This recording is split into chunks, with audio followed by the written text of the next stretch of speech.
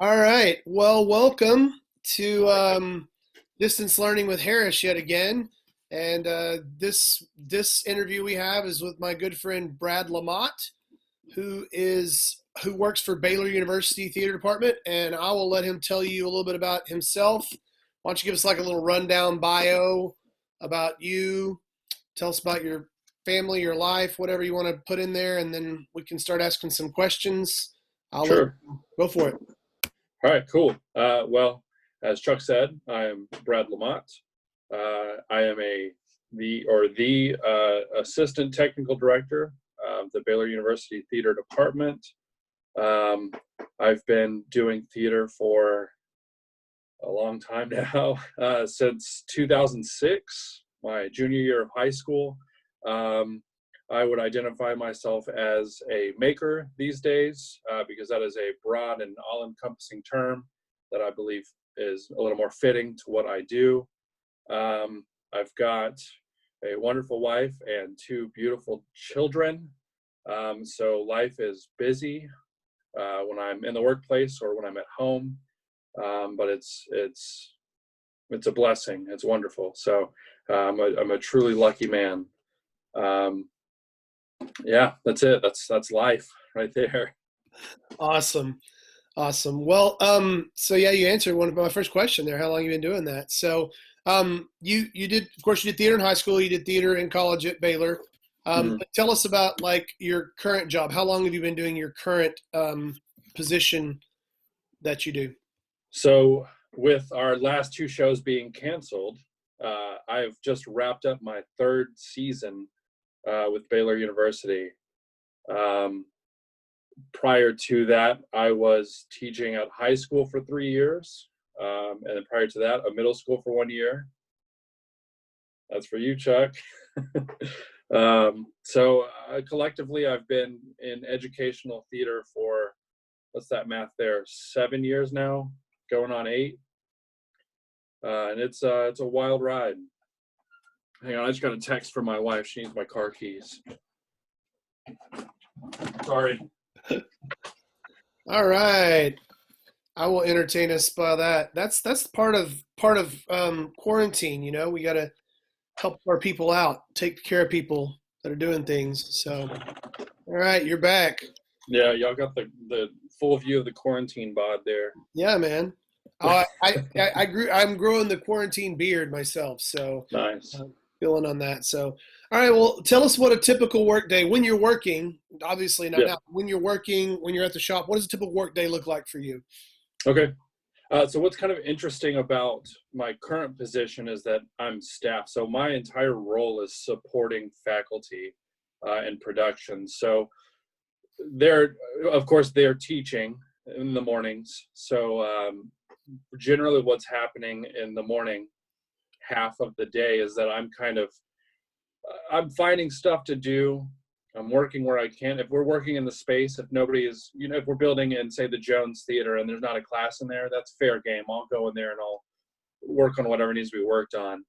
But for the most part, I'm either supporting the class. So if there's something that I can do that would assist to the educational aspect of my job, I'll do that, or I'll just stay out of the way so that teaching can occur in the shop, because we use it as a classroom instruction space.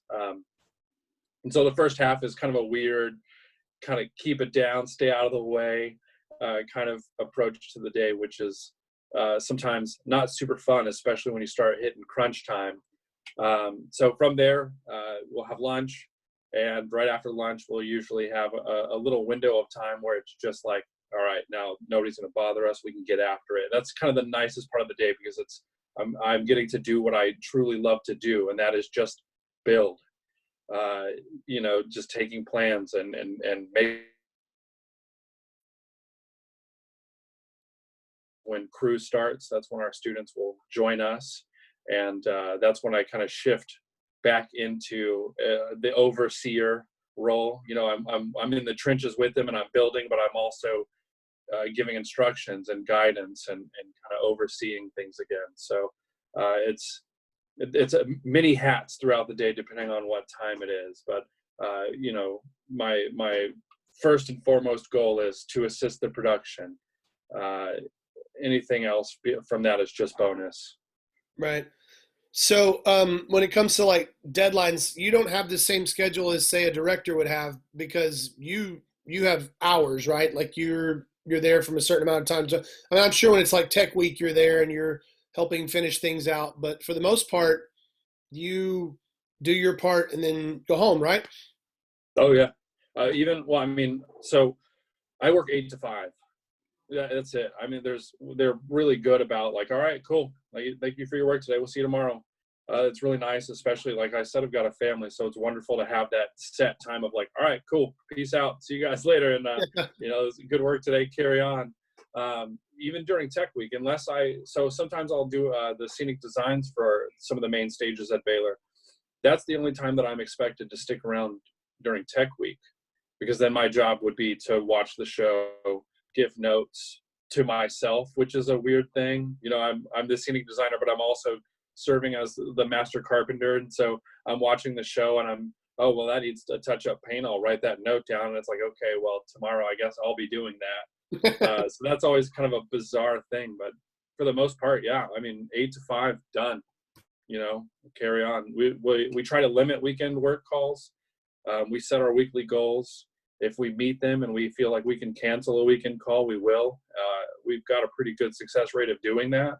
We're an effective machine at this point. So, yeah, my hours are pretty straightforward, and that is incredible because, man, I certainly have been on the other side of that. Haven't we all? Haven't we Yeah. all? So what do you like the best about your job? What's your favorite thing? What is really nice, and this is kind of a silly answer, but it's really nice that I am surrounded by incredibly talented people. And the best part of that is that they are very talented, and they are the ones that get to make really all of the hard choices. All I have to do is go, okay, we're doing that, sweet. And it's like just, pain-free. Now, of course, if there's something that's kind of like, oh, well, what if we tried this? I'm encouraged to do so, which is awesome. But to kind of be that relaxed, like, all right, you guys, y'all figure that out. I'll be around to help you whenever we get to the other side of this. It's silly, but it's really nice. There's, a lot of crazy things that theater asks of us. So sometimes it's, you feel bad for your friends when they have to figure out how to, solve some crazy problem. Which is the other side of that is it's really nice to watch them and how they work. And then in doing that, you're learning new things that you're just like, oh, okay, that's another way to do a thing. I would have done it this way, but it's really cool because you're doing it this way. And that actually makes a lot of sense too, So, Yeah, yeah. practices and problem solving. That's what we teach. And Oh, I yeah. tell my kids all the time, if you got a better way to do it, let me know. So and conversely, what's your least favorite thing about the job?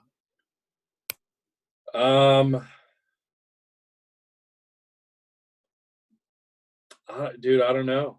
I mean, I really, really, really believe that I am very lucky that my hobbies and my interests and my skills are all just completely lined up. So I mean, I'll tell you what the answer was at first. When I first took on the job, I was very worried that I was not going to fill the shoes of the guy that I was replacing, because he, like a lot of my colleagues now, very talented. So I was just like, man, I'm coming in, I'm completely self-taught.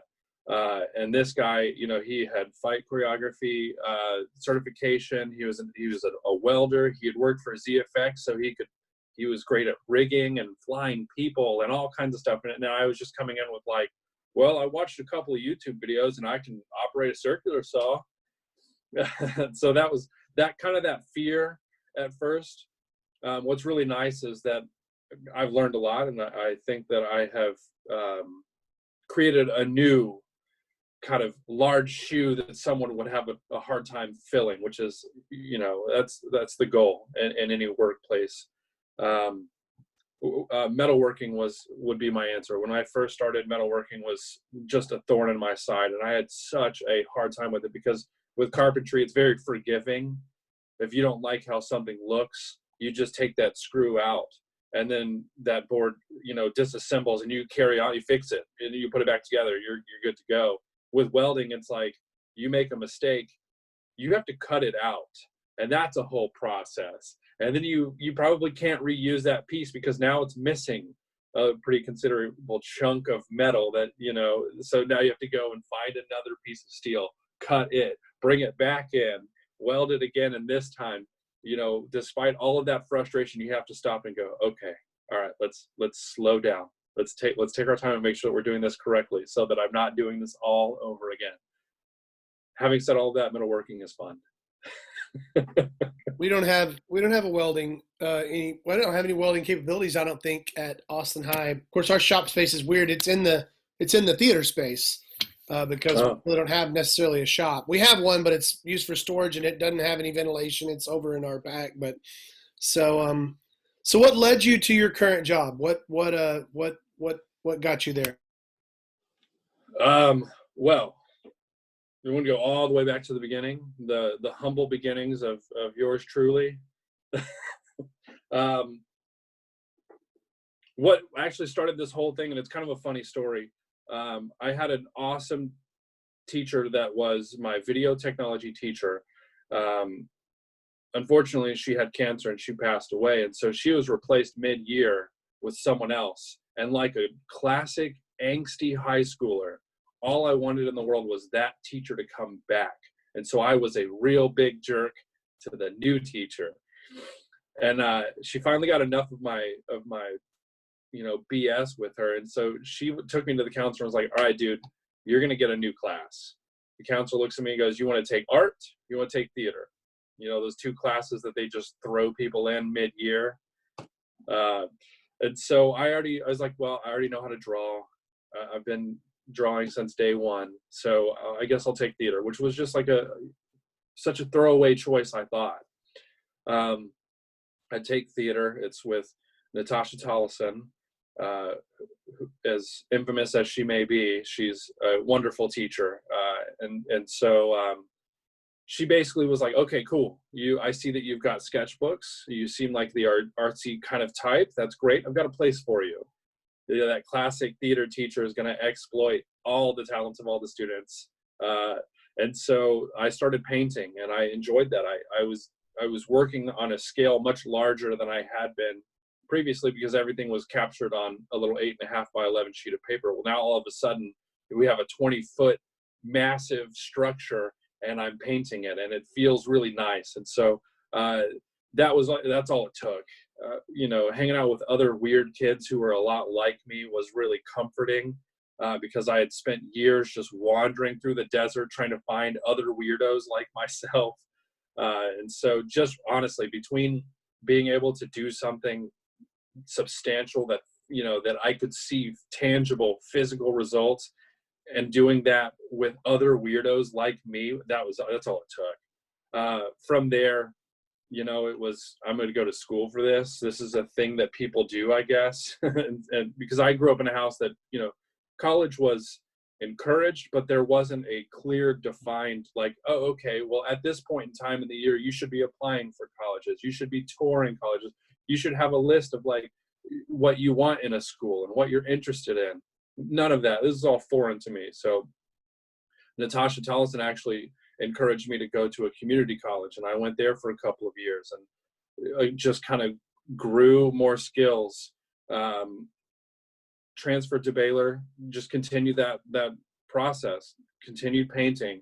I honestly, through my entire collegiate career, was just a scenic painter. It wasn't until I started teaching at Temple High School that I started to learn how to do carpentry.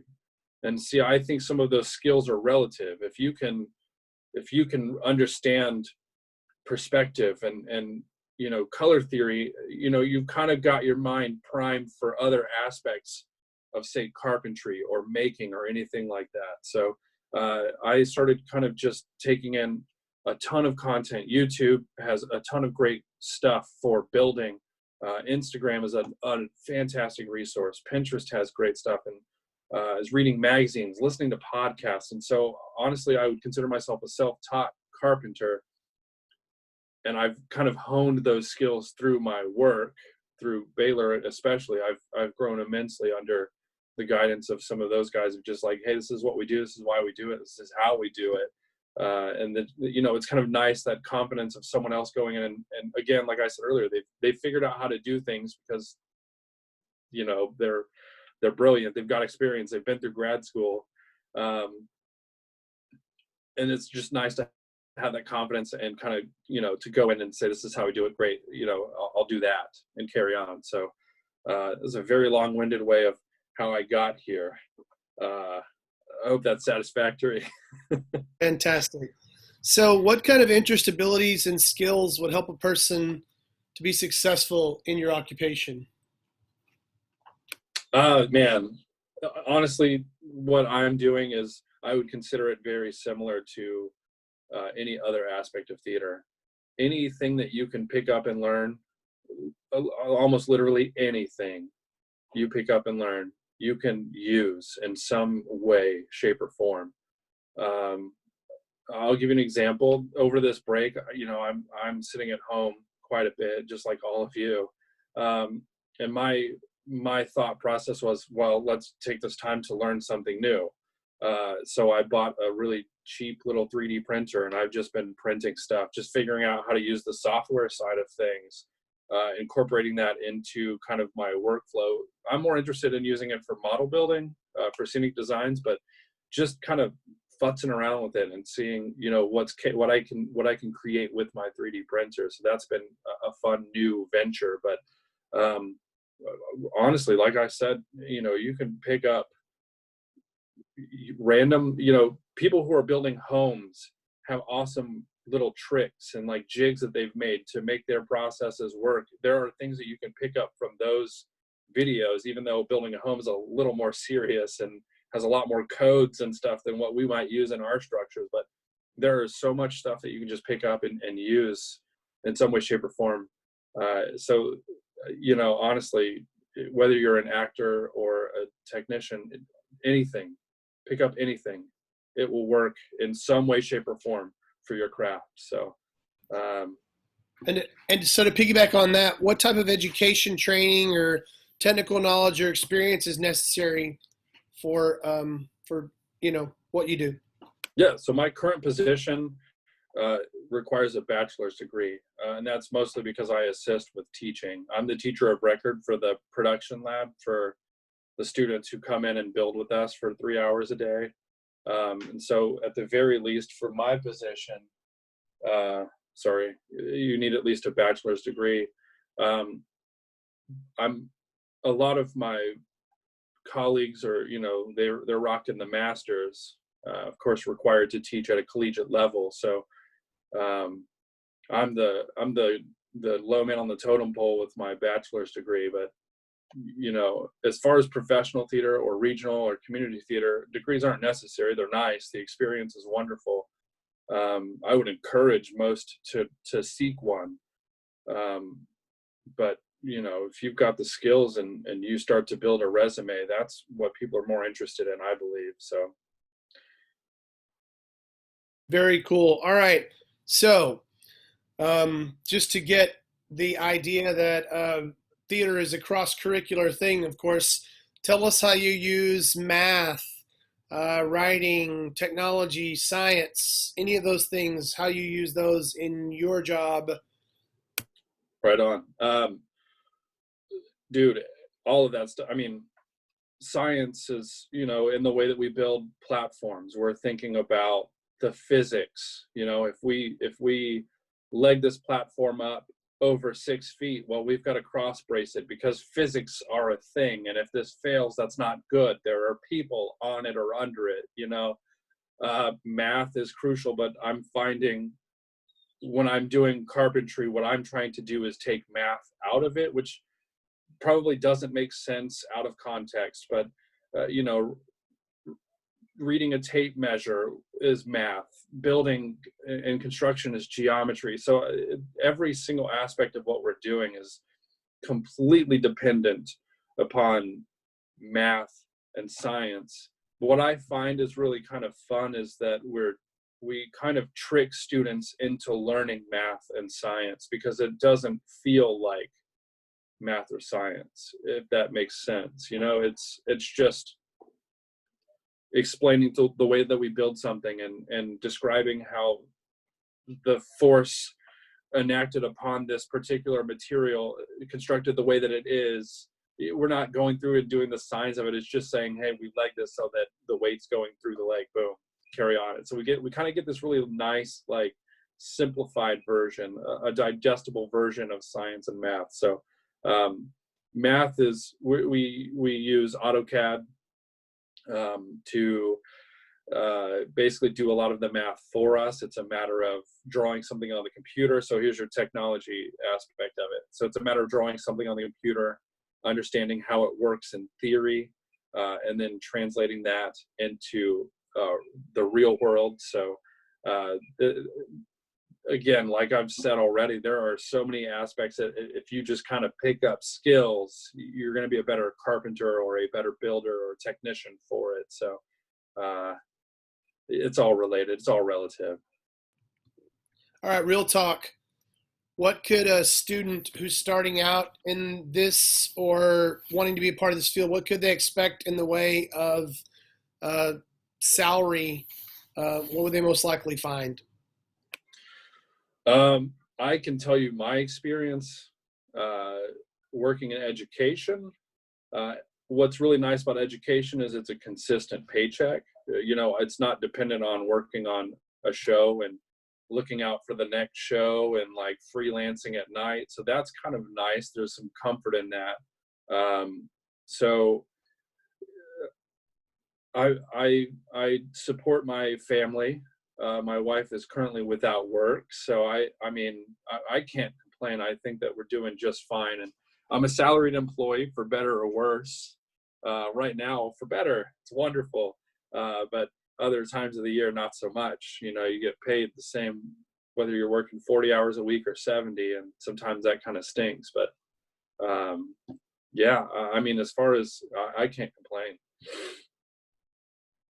I mean, in the theater industry, if you're not in a steady like company, like you work for a standard theater, like a regional theater, or you work in education, it's feast or famine. Oh You yeah. know. Oh yeah. So, all right. Talk about teams for a little bit. How we depend on people in that instance. Awesome. All right. So what's really nice about going from teaching at the high school to teaching at the university level is that at the high school level, you've got one guy who's got 6 different titles.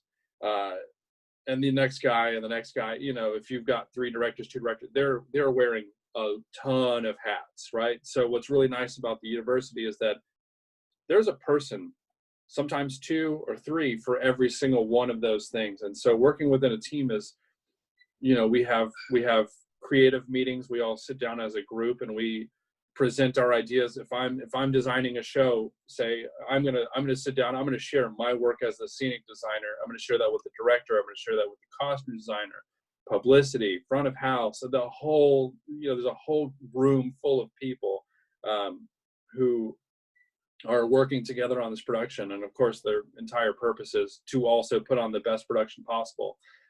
You know, once I'm done talking about scenic, costumer, she's going to, you know, throw out her ideas and her renderings and so on and so forth. So this entire process is entirely built around people coming together to put on the production. That doesn't just stop when the creative process is done. Once we start going in and actually implementing the build, we have our carpenters take over. Our technical directors have already done the work of translating the designer's ideas into a plan that can actually be executed. So there's that kind of cross, that bridge between those 2 worlds. And then the carpenters take over and they start to build. And then once they've done their building, then the painters come in and they're starting to implement the design as the designer has instructed or shared with them. So this entire process is completely dependent upon excellent teamwork, which is crucial. You know, one bad apple can kind of ruin the entire process. So that's a whole nother issue. But as far as theater is concerned, as you all know, it's super collaborative. almost to the point of sometimes being exhausting or frustrating. But that's the name of the game. How has technology changed your job, and what do you see maybe in the future for that? Man, technology, as far as I'm concerned, there are of course people who are concerned that technology replaces us. I disagree with that. What we're doing is creating physical, tangible objects, which of course technology can do, but probably not as good. So I think the biggest thing that I'm excited about right now is we've got a CNC machine, which is it's a computer controlled router. Uh, think of a 3D printer. A 3D printer is adding materials together to create an object. Well, a CNC is actually removing materials to create objects with a router. Excuse me, sorry. What's really nice about the CNC is that you can draw up something on the computer, and what would take students weeks of work, you can knock it out in a matter of hours. And so technology is interesting in the sense that it kind of simplifies some of our processes, or it makes processes repeatable in like a pain-free way. So technology is changing in the sense that as CNCs become more available, it kind of increases the potential for larger, more grandiose things for your regional theater or for your community college or whatever. We might even start seeing them in high schools in the years to come, which is kind of interesting. Oh yeah, man, if we could get a CNC at every high school, like I said earlier, I'd taken a lot of content on Instagram, and there are home builders who are using CNCs in order to kind of expedite their processes. So right now is kind of a terribly exciting time as far as technology and construction are concerned. 3D printers are the same, as we're developing more materials that you can print with. You can print wood now, which is, I don't understand, but that's cool. Yeah, the other side of that token, though, is that there are people that are concerned that projections replace scenery. Fortunately, I guess, projectors are a good projector that can outperform stage lighting is still really expensive. So we haven't quite gotten to that point everywhere yet. But I also feel like if people want to watch TV, they'll watch TV. You want to go to the theater, you're expecting a theatrical experience. So I don't think that projections are necessarily going to replace scenery. I just think it kind of adds a wrinkle into it, but I don't think it replaces it entirely. So there's a lot of arguments being made as far as technology and what it means for construction, but I think for the most part, it's good. It's a good thing. There's nothing more beautiful than a beautifully painted scenic background. Actually, it's funny you say that. My friend who is a projection specialist says that it's greater to have scenery because he can do a lot more with that. Right. He can project on the scenery. And he's a master carpenter as well. He builds a lot to actually project onto and to hold his projectors. Yeah. So yeah. He doesn't see any download in like downsizing in scenic stuff. It gives him another palette to paint with, is what he says. Oh yeah. So are certain times of the month like more busy for you? Oh, absolutely. Or certain times of the year? Depending on if I'm a designer. So the busiest time for me is if I am designing as well, because what happens is my supervisor, he doesn't want me to like double dip, because I get paid as a freelance artist to be a designer for the university that I work for, but from 8 to 5 I'm a carpenter. So the busiest time of the year for me is when I'm 8 to 5, I'm the carpenter on whatever production, and then from 5 to midnight I'm working on a production that's coming down the road in 8 weeks. And so this kind of like getting home and clocking in for my second shift it can be pretty tiring. But of course, as we get closer to a show deadline, the stakes are higher. So the tensions, that pressure kind of builds up. So, we're doing shows, I don't know, every couple of months really. And so as we are gearing up and getting ready to open a show, that's, things are starting to get a little more tense. There's a little more weight in every action that we're creating. But what's pretty nuts about that is that there's an overlap. So what ideally happens is that during Tech Week, the show is built, we're just kind of doing finessing. Well, when we're doing Tech Week for one show, we're doing Build Week 1 for the next show. And so we end up having this split in the shop. We've got 4 guys that work together. 2 of them, the TD, stays on the show that he's been working on, and he will take one of the carpenters to finish his show. And then the next carpenter and the next TD are starting the next show. And so we'll take the students. We'll go, okay, work studies only. Y'all stay on the show you've been working on. Everybody else go to the next show, or vice versa. Everybody else, get your army of freshmen to go paint stuff, and the work studies start building flats for the next one or whatever. So yeah, there's certainly a time. There are times in the year where we start to get kind of where things get crazy, but it's usually like a week of madness, and then it goes back to kind of a nice leisurely pace, because that's another beautiful thing of the university theater, is that it's like a really nice pace. People, nobody's running around with their heads on fire or anything. Unlike high school. Dude. Yeah. So let's see. What part-time jobs, internships, or extracurricular activities would best prepare students for this kind of work? If you can find summer stock, man, that is a great way to, that's the equivalent of jumping into the deep end and learning how to swim. Because, man, over the course of, like, say 10 weeks, you've got 5 shows. So every 2 weeks, you've got some, the next production coming on. So if you can find summer stock that's just cranking out work, and you can join that team, man, that is where it's at. If you are still living at home and you can afford to do internship that's unpaid, go for it. That experience, well, it's largely networking, I would assume. I didn't do it. I did summer stock one summer. It was fantastic. Great time. But I never did unpaid internships because, I was a po' boy.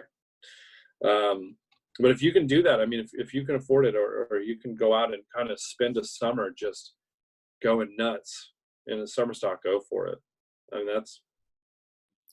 Can't beat that experience. We have an opportunity for Austin ISD students. We do a summer series every year, and this summer the musical is Shrek. Hopefully, we're hoping we get to do it. We're not, we haven't go online completely yet, but the musical Shrek, and then there's a series of 4 one-acts, and I'm actually directing one of those. So if my students are interested in that, Parker or Victor, you're interested in being a part of the technical aspect of that, shoot me a message and I'll get you the information.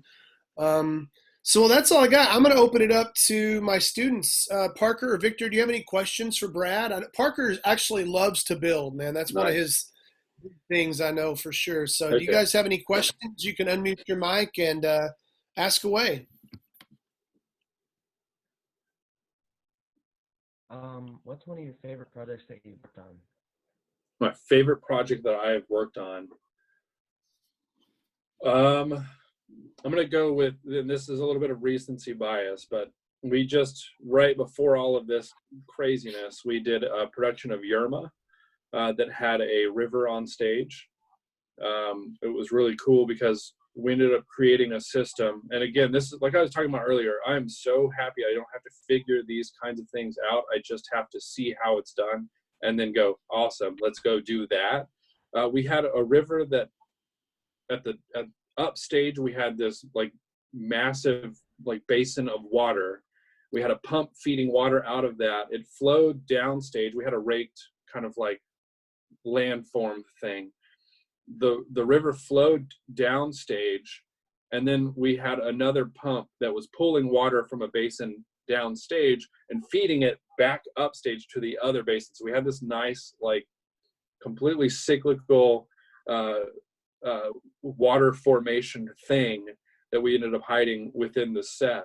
And it looks incredible. If you can find, I'm sure there's, but backstage on Instagram might have some really nice photos of Yerma. So that would be my most recent, like, really fun project, because it was just incredibly rewarding. And it was actually a student design. So there's a lot of pride in that too, of just going in and seeing, like, a student dreamed this up, and then we built it, and now they have this for their portfolio and their resume to go in, into the professional world with a main stage credit that is just it's spectacular. It was incredible. That's amazing. Vacuum cleaner's going. Victor, do you have any questions, man?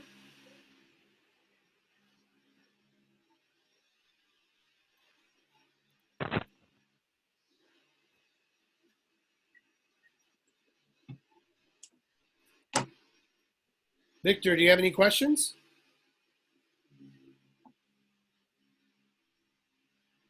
I guess Victor didn't have any questions. That's all right. Hey, man, thanks so much for agreeing to do this. This has been fun. I use these as my lessons, actually, because I want kids to actually have people who do this for a living to talk to like hear from. Yeah. So, I think it's a brilliant idea. It's fun. So yeah, next week I've got lined up Jesse Sutton, who is a touring lighting guy. Yeah. And then I landed Derek McLean, which is like mind-numbing. Incredible. Yeah. Like his Buried Child set, his sets are just insane. So yeah, I'm super excited about that. I feel like a scrub. I mean, I'm over here like opening act that nobody's ever heard of, and you've got these guys. But your job is something that is attainable for kids that are maybe not, they can see where I like to build, I like to paint, I like to do these things. I may be not really big on the design part, but I'd like to learn. Then that gives them some hope that, like, I mean, I had a 24-year-old production assistant from New York that the kids were blown away that she does so much, and that she didn't even do it till after college, but she found interest in it. And she worked on Hadestown. She worked on, Yiddish Fiddler. She worked on King and I. So it's about, those things. Like one thing we've been talking about is kindness, like being kind with people. That's something we've heard from everybody. Be kind and be collaborative. And then it's who you know a lot of times. It's not what you can do. It's about connections. And it's about making connections with people where you can work with them. Oh, yeah. You can be the most talented, skilled person in the world, but if you're a real jerk to work with, I mean, you're not going to find a job. Nobody's going to want to work with you. So it's a nice mix of being talented, but being a pleasure to work with, and kind of being malleable in a sense of going, and kind of being a part of the flow.